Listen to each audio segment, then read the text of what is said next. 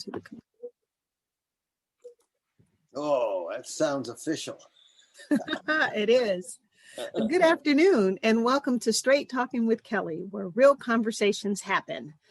Today, I am excited about my next guest, Mr. Arne Frager, who is with the Plant Studio Recording.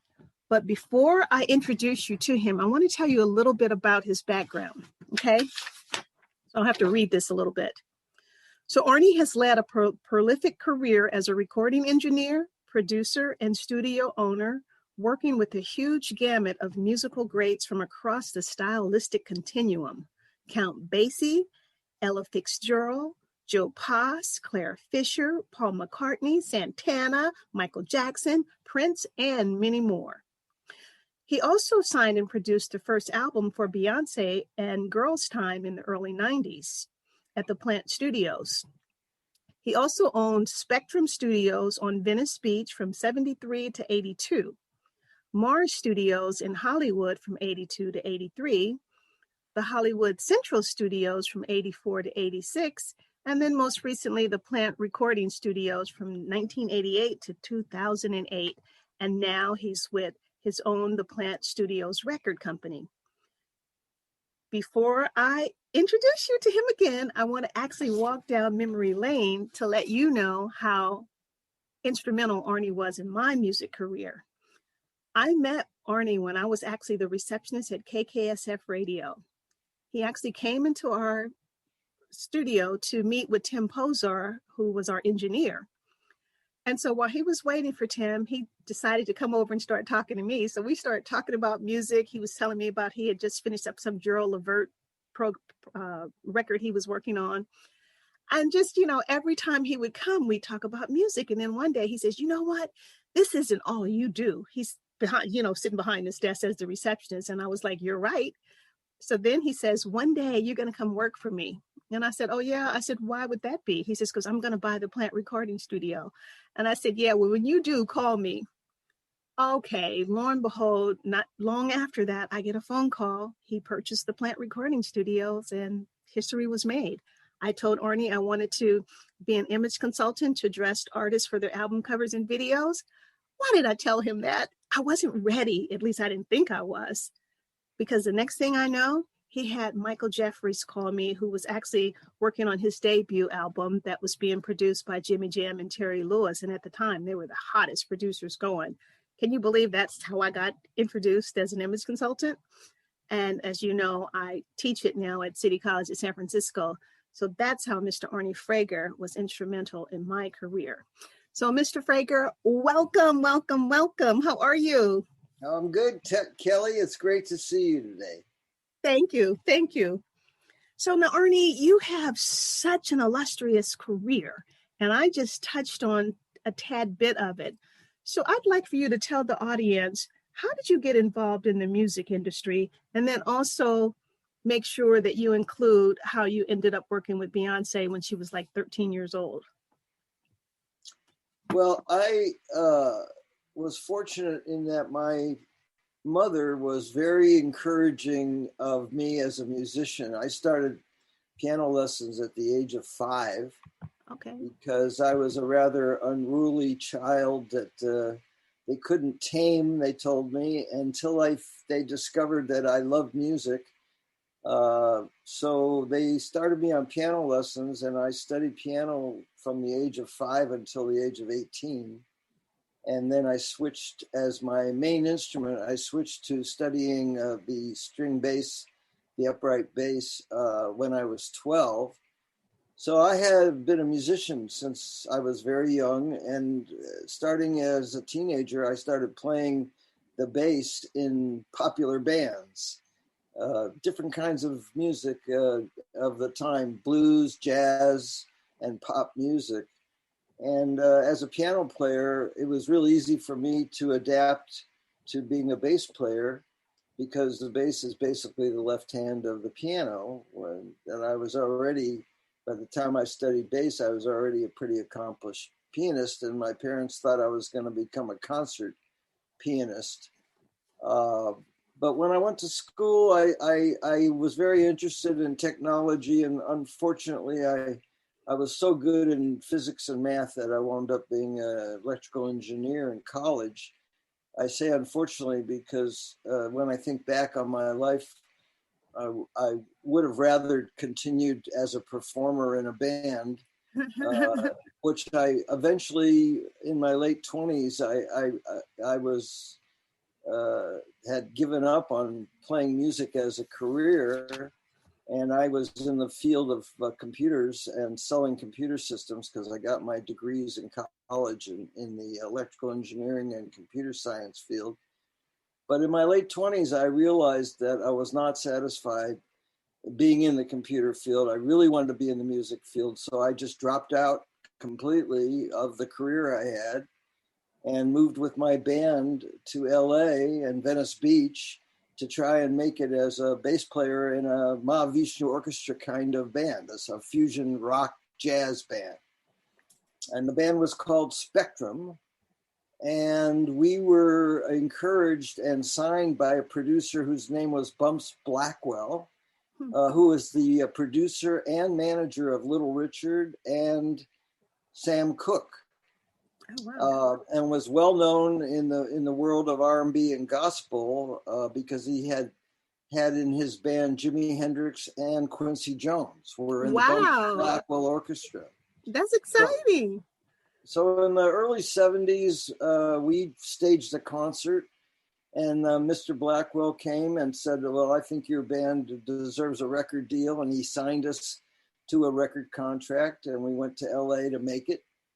And while we were in LA, I lived on Venice Beach, and I thought we were going to blow up and become the next big band. So I told this girlfriend of mine, let's see if we can't find a building right on the Venice Beach, right on the sand, which she did. She found a building, and I leased the building thinking that my band was going to be stars and we'd need a place to hang out.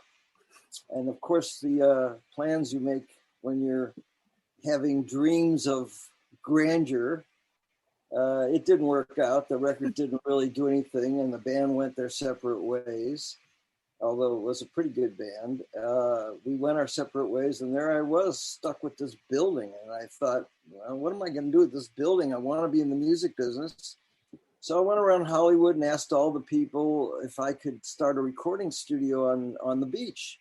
I thought it was a great idea. And everybody said, well, do you have $500,000 to start a studio? And I said, I have $5,000. And they said, well, nobody's going to come to Venice Beach. All the recording studios are in Hollywood or Burbank. And $5,000 isn't even in the ballpark of what you need. So that's a bad idea, kid. And I just ignored all that. And I started doing little demo tapes for people because I still hadn't figured out what I was going to do in the music business. And that led to a 4-track demo studio that became an 8-track demo studio that became a 16-channel real studio by about 1970. We started in 1973, but about 75 and 76, we were recording Bud Shank and Ray Brown and the LA4 and Joe Pass. And little by little, I learned how to become a recording engineer, although it wasn't my original plan. I thought I was going to be a bass playing superstar. Now, that is amazing how that turned. But you enjoy being an engineer too, though, or at least it seems like it. Well, I love being an engineer because the recording studio sort of became my instrument. It's like if you're a guitar player, you have a great guitar and that's your instrument. I switched from being a piano player to bass. I switched from being an upright bass player to electric bass. And then I switched from being a bass player in a fusion band to being a recording engineer. And for me, the instrument was the studio, the whole recording studio, microphones and mixing boards. It was all new to me. But because I had an electrical engineering background, I was able to transition to becoming an engineer, but I was also a musician at the same time. And so because I could read and write music and speak the language, and I understood how the guys in the band feel, I could relate to the musicians because I am a musician. Absolutely. And you got that ear. Now tell me about Girls Time. how did that work? But before we get into that, isn't today a special day for you? It is a special day. It's my mother's birthday, April That's 8th. okay. That's what I thought. So let's say And happy birthday. my mother, above all people, is the one who really is responsible for me becoming a musician. She literally had to go on 2 buses twice a week to take me down into Cleveland proper. I grew up in Cleveland Heights, but she'd take 2 buses to take me to piano lessons in Cleveland every week. Aww. And she just encouraged me. So yeah, happy birthday, Mom. Absolutely. I knew it was something I wanted to say to make sure we got that in. Yeah. So now let's talk about Girls Time. Tell me about Well, that. in 1988, I had moved up from Los Angeles to the Bay Area, having already a lot of experience owning studios in LA. We moved up to the Bay Area because my wife hated LA. She just wanted out of LA. And we moved up here, and I wound up taking over the plant recording studios. But I was really more interested in developing new artists. I had always signed and developed artists in LA. And when I moved up here, I was thinking, well, there's a lot of small groups all over the United States that are singing and dancing and rapping, such as The New Edition and Bobby Brown and Color Me Bad. And there were no little girl groups. And I thought to myself, there ought to be a little girl group that can sing, dance, and rap. And I'm going to see if I can't put one together. So I thought I'd form one in the Bay Area, but then I looked around the United States and did a bit of a search. And I found a group that existed in Texas, a bunch of girls. They were 9 and 10 years old, actually. Oh, okay. And they were in Houston, and they would rehearse at Matthew and Tina Knowles' house, which was also Beyonce's house, because that was her parents, Matthew Knowles and Tina Knowles. And so I contacted them, and they invited me to come to Houston, and I flew to Houston on my own. And they auditioned for me, and I thought they were just the greatest group. They were called Girls Time. They had 2 gals that were managing them. Matthew was not involved. No, the parents were not involved in the management company. There was a couple of gals that were managing them. The one that I worked with was named Ann Tillman. And I thought they were just great. So I offered them a contract to sign them to my label. I flew them out to San Francisco. I put them up in the Holiday Inn Hotel in Mill Valley, which is right next to Sausalito. And Sausalito is where the Plant Recording Studios is. I took them in the studio, and we did a whole album of songs that were either covers or they were originals that the girls wrote.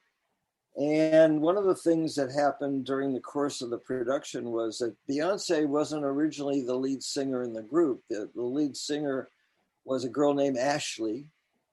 And Ashley was a much more mature girl. She was taller than all the rest of the girls, and she was stronger as a vocalist. But she didn't have the kind of stage presence that you need in a group. When you have a group, you need someone to get up front on the mic who can really engage the audience, somebody that has charisma. And when I saw Beyonce perform, I thought, well, that girl has charisma. So I encouraged her to become the lead vocalist. And actually, as we did the album, we had her sing more of the leads than the girl that was originally the lead singer in the group. So we did a full album. After that, I wanted to get the album placed because one of my goals in signing groups is to do more than just bring them in the studio and make the record. I've always liked to follow through and make sure the record gets heard and seen by the public.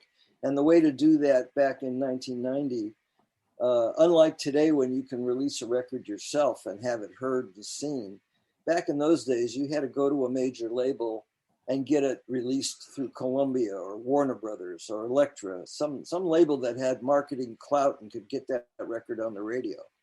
So we got the girls on the American Idol show of its day, which was called Star Search with Ed McMahon. I remember that.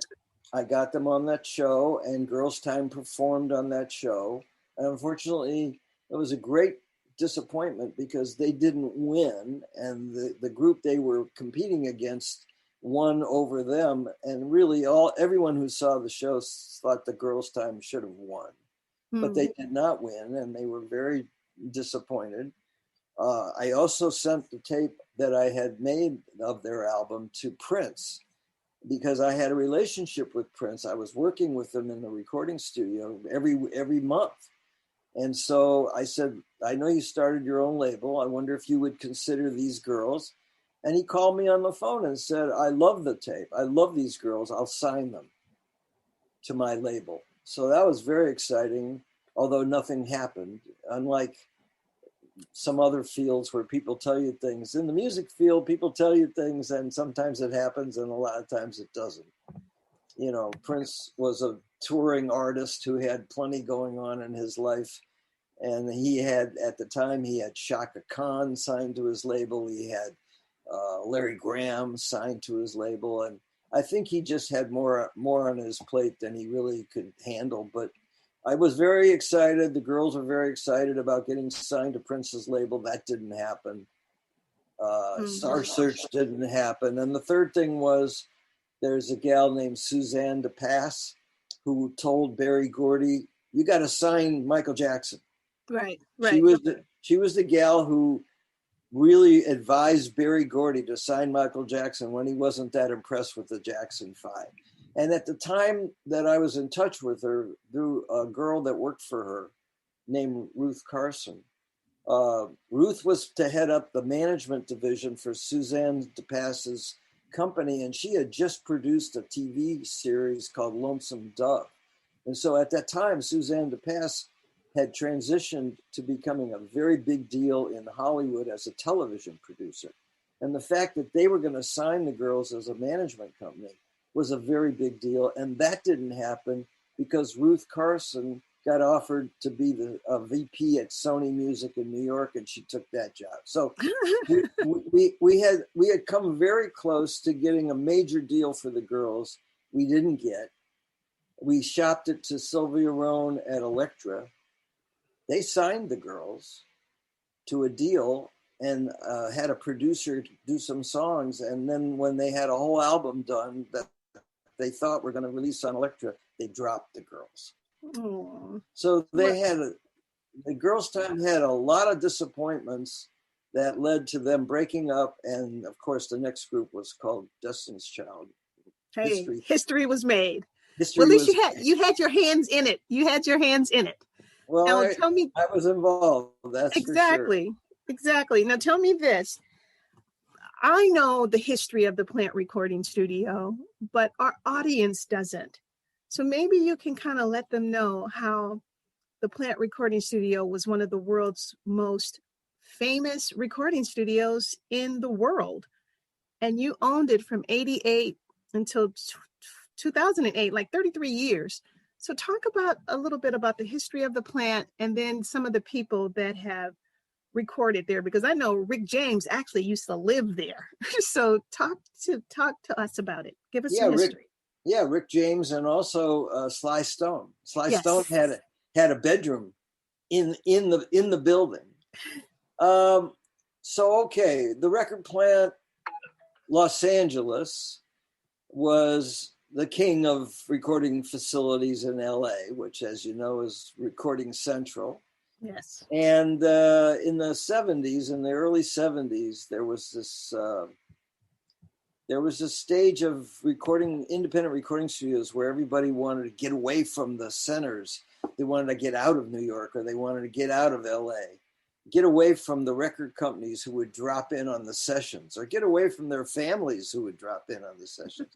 And so the first of the sort of resort studios was built by Chicago, the band Chicago's manager, Jim Guercio, and that was outside of Boulder, Colorado, out in the country. And everybody thought that was great. So the record plant LA, being competitive, said, well, we're going to build a resort studio that's away from LA. So they found a building in Sausalito, California, which, as you know, is just over the Golden Gate Bridge. And they built the record plant Sausalito in 1972. And it was famous from the day it opened because it was part of the record plant LA, which was already famous. Just to give you an idea of how famous, they had John Lennon and Yoko Ono were at the grand opening party, which was Halloween 1972. Wow. So what made the studio famous in the 70s was Fleetwood Mac did the album Rumors at the studio. And bands like the Jefferson Airplane, the Jefferson Starship, all the San Francisco famous bands like Huey Lewis in the 80s did his famous records there. Journey, one of San Francisco's most famous bands, did their records there. Prince did his first album when he got signed to Warner Brothers there. Yes. At the record plant in Sausalito. Yeah. So all throughout the 70s and the 80s, Aretha Franklin came to the plant and did Who's Zooming Who and Freeway of Love, which was her comeback pop Now, hit. wasn't that the one that Narada Michael Walden produced, right? He did. Yes. Narada at that time did not own his own studio, and so he worked at the plant. Okay. Until the Whitney Houston project, and the first Whitney Houston project that Narada did, he also did that at the plant. And I remember working with Dave Frazier on tuning some of the vocals that we worked on the Whitney Houston project. So yeah, Narada worked there. Carlos pretty much did all his records there. In the middle 80s, starting in the early 80s, Rick James, he did most famous record that Rick James did there is Super Freak. She's super freaky. Yeah, okay. I didn't know he did that there. Cool. Yeah, and that record has been sampled by so many hip hop artists. I mean, it's just a great record, though. She's super freaky. Now, you know, I just interviewed Carlos Stanfield, and we talked about the Tonys and when they came to the plant. What was it like working with those guys? Well, it was very exciting because I had moved up from Los Angeles and I had just taken over the studio. And it was, in my mind, it was known as a rock and roll studio. And I thought, well, I'm going to finally get a chance to do some Northern California rock and roll. And the very first project I actually did there was the Tony record, which was a great R&B record. And I think, I'm not sure about the timing of this, but I'm pretty sure that I had just done, or I was right around the time I was doing Gerald Levert's first record. It was, because that was right around the time when you had told me you were going to do it. And I remember before you even did the Tonys, because I introduced you to Carlos. Right. Now, you had a Halloween party. Do you remember that wonderful Halloween costume party? Oh, yeah. I sure do. Yeah. I think the first party, I don't know which one you're referring to, because we did one every year. I know, but I think it was the first one. I dressed up. I had a lion costume. That was it. And my wife came as a lion tamer. Okay. And she had the whip and a top hat.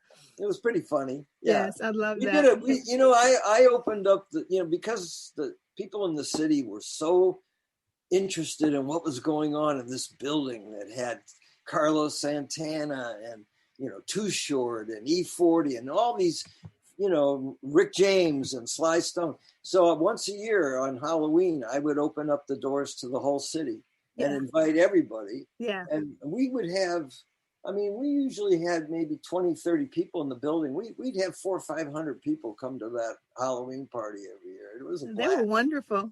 Absolutely wonderful. Okay, so you know what? Just thinking about all of this right now is really just taking me back to that time. It was incredible. Now, I want you to talk about your new venture, the Plant Studio Records. So let's talk about that, what that all entails and what you're looking for.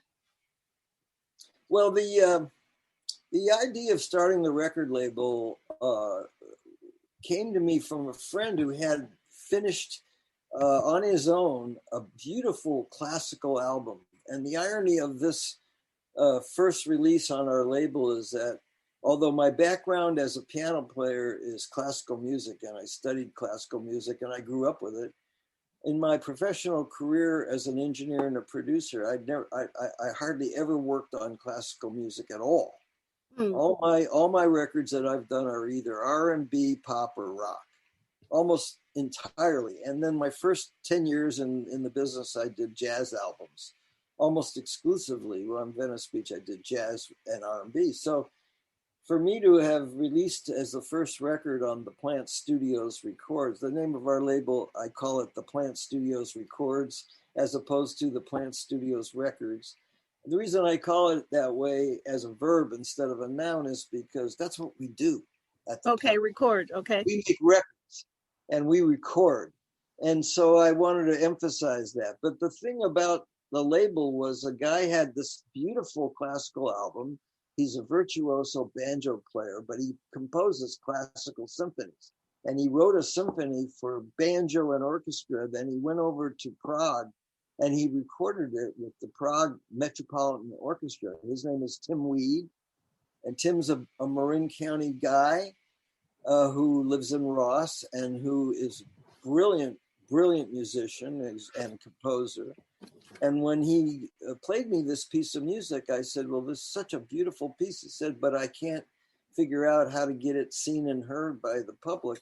And that's what I've been doing my whole career as a studio owner. I've been finding people that I thought were talent and backing them and trying to have the public see and hear their music. So I told Tim, well, I believe I could get your record seen and heard because I have a distribution deal with a very good company, and we can distribute to all the DSPs like Spotify and Apple Music and Tidal, etc.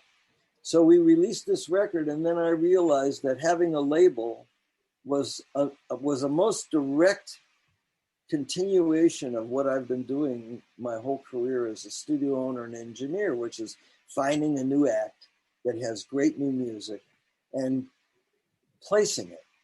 Because if you make the record, but you don't get it seen and heard, what was the point of all that hard work? And so I thought the label was a beautiful thing for me to continue what I'm interested in doing, which is finding great new music and great new artists.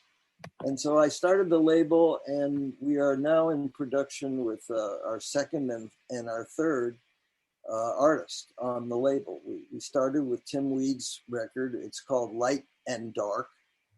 And it's a classical symphony for banjo and orchestra. A beautiful piece of music. And we've released it to all of the DSPs, and we're very excited about the response we're getting, and the reviews that we've gotten have been really well, very good reviews. And now I'm working with a bassist whose name is Bobby Vega, and Bobby toured with Sly Stone. He's toured as bass player with Santana. He's toured with Tower of Power as their bass player. And he's a Bay Area guy who's been in the Bay Area from the 60s to the 70s. He knows everybody in the business. And Bobby and I are working on a record because I've done a couple records with Bobby when he was in a band called Zero.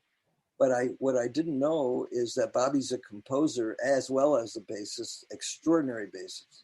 So we're doing a record that I would put in the category of some jazz, some R&B, but all original compositions that Bobby's written. And we have some wonderful guests that are friends of Bobby's, some brilliant musicians who've played in these bands that know Bobby for many, many years. One of the guys that's going to come over and throw down some tracks with us is Prairie Prince, founder of the Tubes and another great Bay Area musician.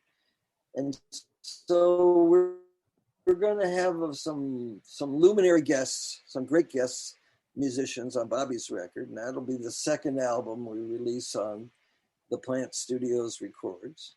And then I'm in the negotiations to sign a contract to do an album with a third artist that we're working with, because the point of the label is not to be a rock label or a jazz label or a classical label, but to be an artist label. Each record goal is to further the career of a new artist. And so I'm signing people that very few people in the public are familiar with. And if it's not their first album, it's the album that is most representative of what they're doing today. And the goal of my label is to further these artists' dreams, is to assist them in their dream of being successful as an artist. So it's an artist label without being specific to any one genre. The first record's classical, the second one's jazz and R&B, the third one will be a rock and pop record. So I'm excited because I'm going to be helping you do this, because we're going to talk about artist development and making sure that we get these artists and really help mold them and give them the kind of attention and care that record labels are no longer doing. So tell me this, how are you seeking the talent? How are you going about your search? Well, that's a very good question. It's not any one process. It's a question of putting the word out to people that you know. I know a lot of people in LA and New York in the music business. I know a lot of music attorneys. So I tell people I've started a label, and right now we're putting investment money into the label so that we can do more. And that I'm really looking for people that are new, not necessarily new in age, but new as an artist that the public does not know, but new that have original music. I'm very interested in exciting new music and new artists, because that's really the future of the music industry. So I remember you telling me it would be helpful if the artist not only was the talent, but that they could write their music. Pretty much always. The artists I'm signing are writing and creating their own original music, almost exclusive on every record. Yeah. Okay. So original compositions. We go to conferences. We go to South by Southwest. We go to publisher annual conferences, because most of the people I've worked with are singer-songwriters. You know, they're not just performers, but they're also composers. Yeah. Because that's really the secret to a career in music, is original songs. If it's pop music, and even if it's jazz, it's original compositions. That's what the future is all about. Absolutely. I'm excited for you. Now tell me this, we're going to segue out of this and we'll come back to it before we sign out. Who are 3 people that have inspired you throughout your career? Oh my. Well, what really caused me to leave the computer field and go into the music field was that in the 60s, the late 60s and the early 70s, there was so much amazing music.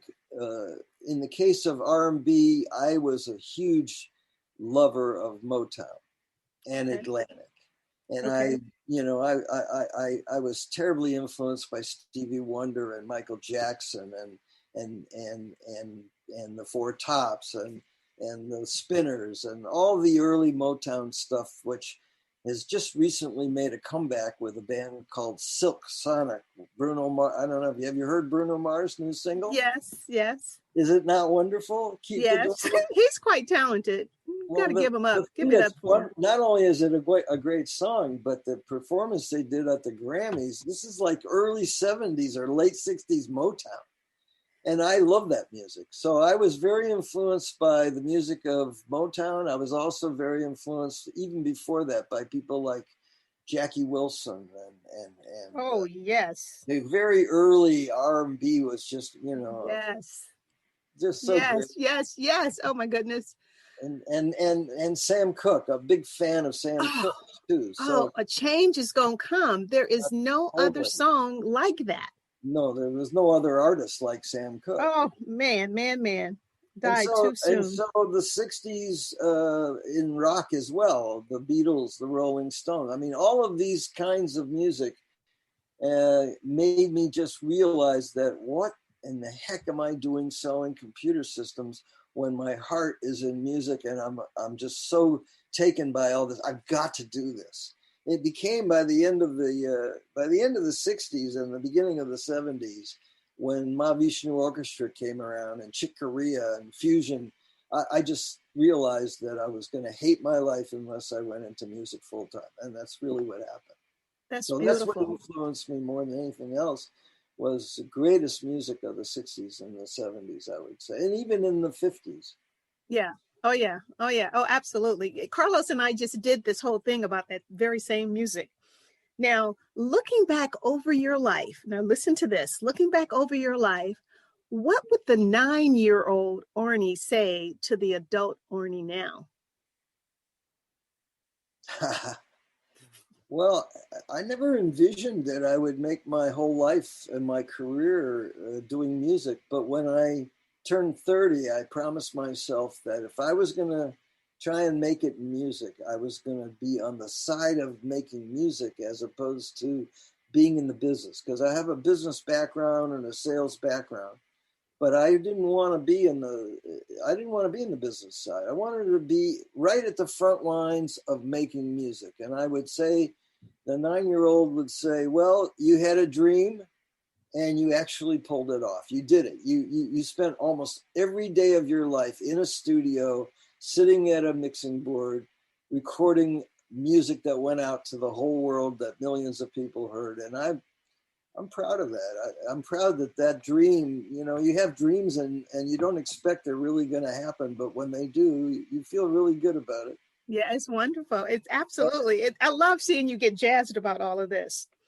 So now, how can artists be in touch with you? And what do you need from them? So people that are listening to this podcast and they're like, oh, I want him to listen to my music.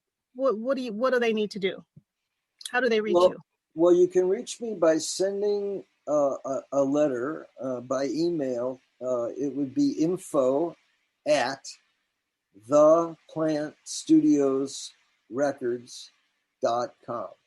So if you send an email to info@theplantstudiosrecords.com, I will get it. And if you send along with your letter or brief letter and you send me 2 songs, 3 songs, I will listen to them. I promise you, because I am always open to hear something new. And the interests I have range all the way from